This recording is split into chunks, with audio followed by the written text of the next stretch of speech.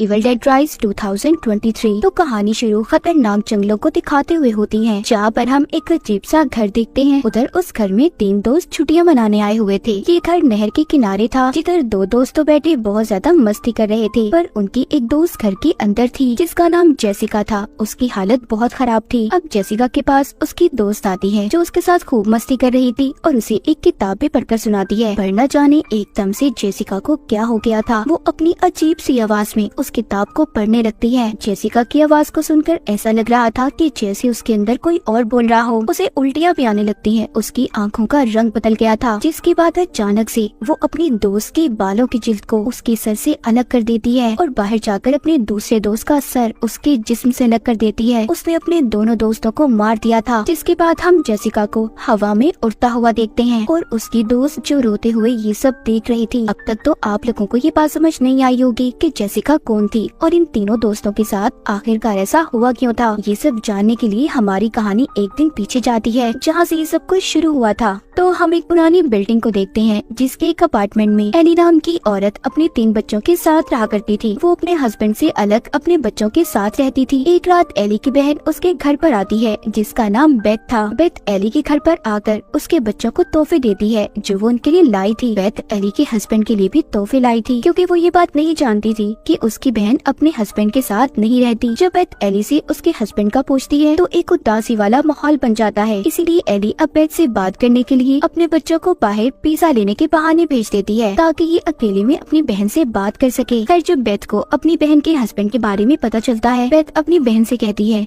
कि उसे इस बारे में उसे बताना चाहिए था। उधर बच्चे जब पिज्जा लेकर वापस आ रहे थे तो अचानक से अर्थक्वेक ज़लज़ला आ गया था। एली के तीनों बच्चे कार पार्किंग में बैठ जाते हैं। थोड़ी देर बाद सब कुछ ठीक हो गया था, पर बात सिर्फ इतनी सी नहीं थी। एली का बड़ा बेटा डैनी देखता है कि ज़लज़ला आने की वजह से कार पार्किंग में एक बहुत बड़ा सुराख हो गया था, इतना बड़ा कि वो उसके अंदर भी जा सकता था। अब डैनी ये सब देखने के अंदर क्या हो सकता है, वो सुराख के अंदर चला जाता है, जहाँ पर उसे कुछ किताबें और रिकॉर्डेड ऑडियो टेप्स मिलती हैं और टेप के ऊपर पार्ट 1, 2 और 3 लिखा हुआ था। उसे कुछ प्रीस्ट फादर की तस्वीरें भी मिली थी। साथ ही उसे वहाँ पर बहुत से होली क्रॉस भी नजर आते हैं, जिनको देखकर ये बात तो साफ थी कि यहाँ पर किसी बुरी ताकत को कैद करने का एक्सॉर्सिज्म जादू किया होगा। वहीं पर वो एक कब्र को भी देखता है, जिसमें से जीसस क्राइस्ट की भी मूर्ति निकलती है। उसे उस कब्र से एक किताब भी मिली थी जो कपड़े में ढांपी हुई थी। डैनी बिना कुछ जाने उसे अपने साथ ले जाता है। उधर ऊपर इनकी मॉम एली अपने बच्चों के लिए परेशान हो रही थी, क्योंकि उन्होंने टीवी पर इस खबर को सुना था कि ज़लज़ले की वजह से आसपास की बिल्डिंग्स को बहुत नुकसान हुआ है। इसीलिए एली अपने पड़ोस में एक लड़के के पास जाती है, उससे अपने बच्चों को ढूंढने के लिए मदद मांगती है। साथ ही वहाँ पर एक बुजुर्ग लेडी भी थी। मगर थोड़ी ही देर बाद एली के बच्चे लिफ्ट से घर में आ गए थे, जिन्हें देखकर एली बहुत डांटती है और ये भी कहती है कि जब ज़लज़ला आए तो लिफ्ट का इस्तेमाल नहीं करना चाहिए। इतना कहकर वो अपना काम करने लॉन्ड्री के लिए कपड़े लेकर लिफ्ट से जाने वाली थी। उधर डैनी उस किताब को और जो ऑडियो टेप्स उसे मिली थी उन्हें लेकर कमरे में चला जाता है। अब वो उस किताब को खोलने की कोशिश कर रहा था, पर वो नहीं खुलती, क्योंकि वो किताब नुकीले दांतों से बंद थी। उस किताब को देखकर ऐसा लग रहा था कि जैसे वो किसी का मुंह हो। तभी उसकी उंगली उन नुकीले दांतों पर लग जाती है, जिससे खून आने लगा था, जो उस किताब पर भी गिरता है। पर हैरान कर देने वाली बात ये थी कि वो किताब उसके खून को अपने अंदर जज्ब कर लेती है और तभी वो किताब खुल भी गई थी। हम देख पाते हैं जिसमें अजीब अजीब तरह की तस्वीरें थी, जैसे कोई किसी पर जादू कर रहा हो। डैनी उस किताब को तो नहीं पढ़ता, पर जो उसे ऑडियो टेप्स मिली थी उन्हें चलाकर सुनने लगता है, जिसमें पहली ऑडियो टेप में एक फादर थे जो बता रहे थे कि हमने अपने साथियों के साथ किताब को जानने की कोशिश की है, जिसमें अजीब तरह के जादू के बारे में बताया गया है। अब अगली बात दूसरी ऑडियो टेप में थी। डैनी जब उसे चलाता है, जिसमें फादर उस किताब के बारे में बता रहे थे कि ये किताब उन्हें मिली कहाँ से थी। पर अचानक से वो ऑडियो टेप में से एक डिमोनिक आवाज आने लगती है, जैसे कोई काली ताकत उसमें कैद हो और बाहर आने की कोशिश कर रही हो। डैनी उस टेप को रोकने की कोशिश करता है, पर नहीं रोक पाता। तभी हम देख पाते हैं काली ताकत उस टेप से आजाद होकर लिफ्ट में एली के अंदर आ गई थी, जो आते ही एली की हड्डियों को बुरी तरह से तोड़ देती है और उसे बहुत ही बेरहमी से मार रही थी। डैनी उधर ऑडियो टेप को रोकने की बहुत कोशिश करता है, पर नहीं कर पाता।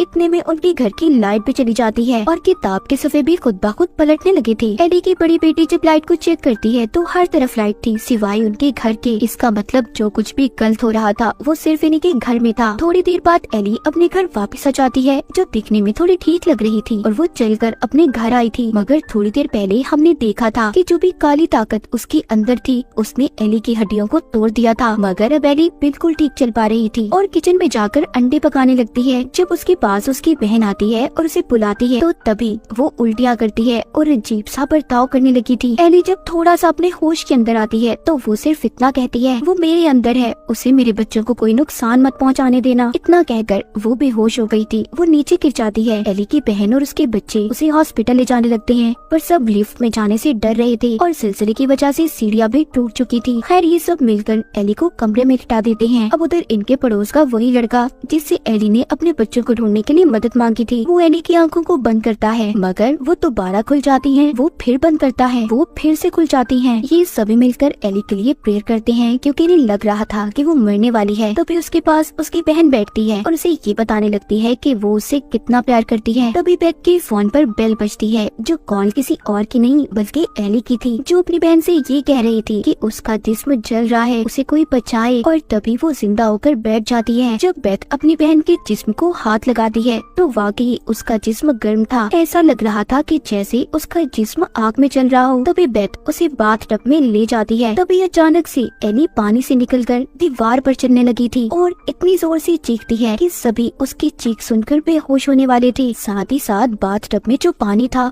वो भी उबल रहा था। एली एक एक कर सभी पर हमला करती है। वो अपनी बेटी को मारने की कोशिश कर रही थी। तभी उसका बेटा डैनी एली को पीछे करता है क्योंकि वो जानता था कि उसकी मॉम के अंदर कोई काली ताकत आ गई है। यहीं पर एली अपने पड़ोस में रहने वाले लड़के की आँख को भी निकाल देती है और दूसरे पड़ोसी के मुंह में फेंक देती है। इस बात का फायदा उठाकर बेथ अपार्टमेंट के दरवाजों को बंद कर देती है। उसके साथ एली के बच्चे भी थे। अब बेथ एक सुराग से देखती है घर के अंदर जितने भी लोग थे एली ने सबको मार दिया था। बाहर एली की बेटी अपने भाई डैनी से लड़ती है क्योंकि वो भी जान गई थी कि सब कुछ उसी की वजह से हुआ है। उसने टेप रिकॉर्डर को चलाया था और उस जादुई किताब को खोला है। इधर ये सब आपस में लड़ाई कर रहे थे। उधर एली अपनी सबसे छोटी बेटी को अपनी बातों में पहला फुसलाकर उससे थोड़ा सा गेट खुलवा लेती है। एली की बड़ी बेटी के साथ भी अब अजीब होने लगा था। उसके चेहरे पर अजीब से निशान आ रहे थे और मुंह से कीड़े निकलते हैं। जब बेथ एली की बड़ी बेटी के पास जाती है तो वो किचन में कांच के टुकड़े खा रही थी। इसका मतलब वो भी उस काली ताकत के कंट्रोल में थी जिस काली ताकत के कंट्रोल में एली थी। इसका मतलब ये था कि एली की बड़ी बेटी भी उसकी तरह पोसेस्ड हो चुकी थी। वो अपनी आंटी बेथ पर हमला करती है और साथ ही अपनी बहन को मारने की भी कोशिश कर रही थी मगर उसकी छोटी बहन अपनी डॉल को उसके सर पर मारती है और अपने आप को बचा लेती है। अब बेथ को भी डैनी सब बताता है कि ये सब उसी की वजह से हुआ है। अब बेथ सब जानने के बाद डैनी के कमरे में जाती है ताकि वो आखिरी टेप रिकॉर्डर को सुन सके। बेथ हेडफोन लगाकर टेप रिकॉर्डर को सुनने लगती है कि जो भी गलत हो उसी के साथ हो, कोई और उसे ना सुन सके। बेथ जब तीसरी और आखिरी रिकॉर्डिंग को सुनती है तो यहाँ पर अब बेथ को सारी सच्चाई का पता चलता है। असल में ये किताब एक प्रीस्ट फादर को मिली थी और वो इस किताब को पूरा पढ़ना चाहते थे लेकिन फिर चर्च वालों ने फादर को चर्च से निकाल दिया क्योंकि ये एक डिमोनिक किताब थी। ये इंसानी जेल से बनी थी और इस पर इंसानी खून से लिखा हुआ था। इस किताब में हैंडोजक के खतरनाक डीमंस को बुलाने के तरीके थे और इन्हीं सब बातों को वो फादर समझना चाहते थे। अब यही बातें बेथ बैठी रिकॉर्डिंग में सुन रही थी।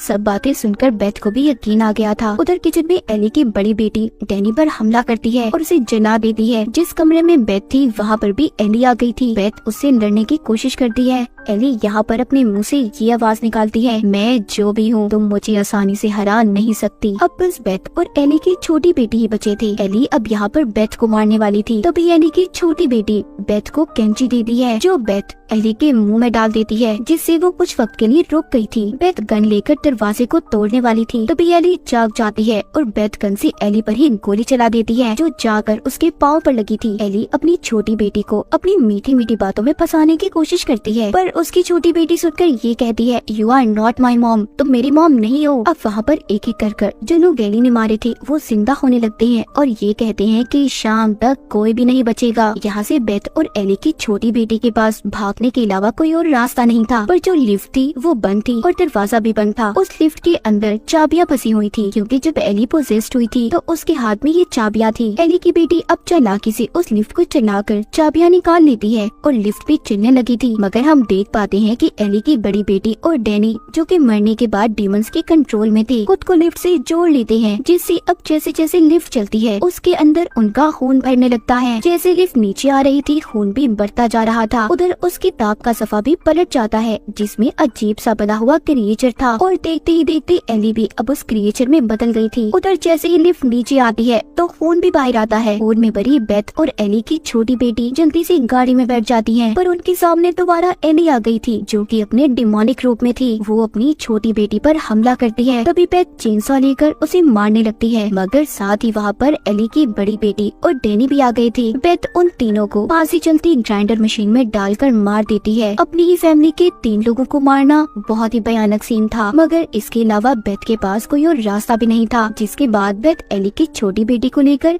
यहाँ से चली गई थी, मगर वो डीमन काली ताकत अभी खत्म नहीं हुई थी। अब हम अगले दिन का सीन देखते हैं कि एक लड़की जेसिका उसी लिफ्ट से नीचे आती है, जो एली के नीचे वाली बिल्डिंग में रहा करती थी, और जेसिका वही लड़की थी जो हमने कहानी के शुरू में भी देखी थी। अब जब ये लिफ्ट से नीचे आती है तो बहुत सारा खून देखती है और पुलिस को कॉल करने वाली थी। तभी वही डीमन जो एली के अंदर था वो आकर जेसिका को भी पोजेस्ड कंट्रोल कर लेता है। अब आपको यहाँ पर समझ आ गई होगी कि जेसिका ने अपने दोस्तों को क्यों मारा, और अभी भी वो डीमन जेसिका के अंदर ही है। आगे वो डीमन क्या तबाही फैलाने वाला था कोई नहीं जानता। और इसी के साथ इविल डेड राइज की ये कहानी यहीं पर खत्म हो जाती है।